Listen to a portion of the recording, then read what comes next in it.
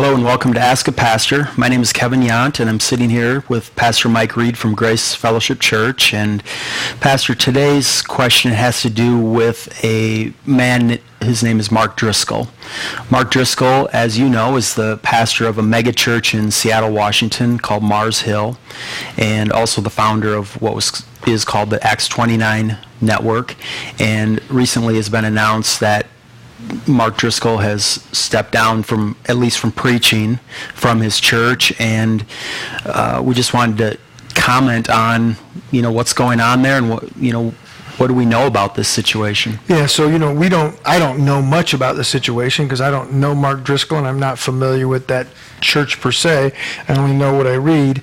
I think what I would have people to really think about in that situation is what's happening to Mark Driscoll apparently is similar to what happened to James McDonald at Harvest, and that is this, that the governance structure for a local assembly is really clear in Scripture. It ought to be plurality of elders. And so elders should lead a local congregation. There should be a plurality or multiple elders, more than just one. And my understanding of Mars Hill is they started out 24 elders, early on, but 24 elders equal authority. I pastor a church we have 3 elders. I'm one of 3 elders, and we have equal authority. I have no more authority than they do in decision making. And they have moved from that original model at Mars Hill, is my understanding, to then they went to a smaller group of, I don't know what they called them, but 5 elders that would make decisions more quickly than the bigger group could have, and the bigger group had 30 days. And then they even asked some of those to step down.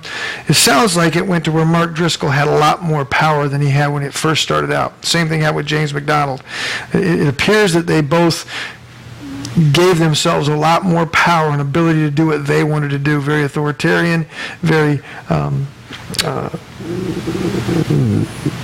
single focused. Do what you want to do without really having that check and balance. So it seems that that's what's happened with Mars Hill's church with Mark Driscoll. It seems that Mark Driscoll has gone unchecked.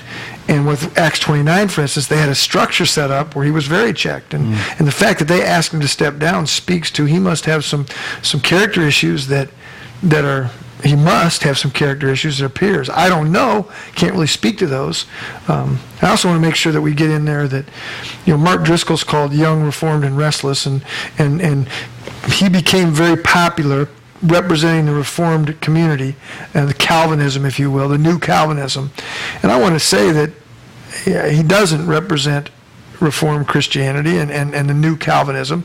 His theology was much like ours might be, but his practices were very different than what we would practice at Grace Fellowship Church.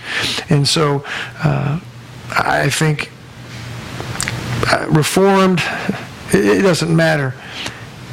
Absolute power corrupts absolutely, and that's not the model for the church. And it sounds like Mark Driscoll got too big for his britches.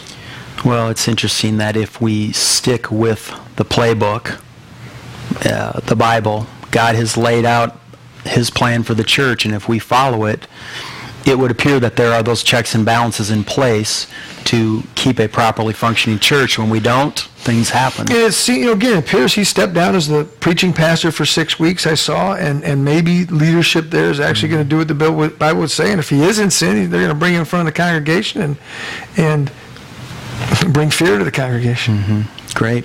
Excellent answer. Thank you.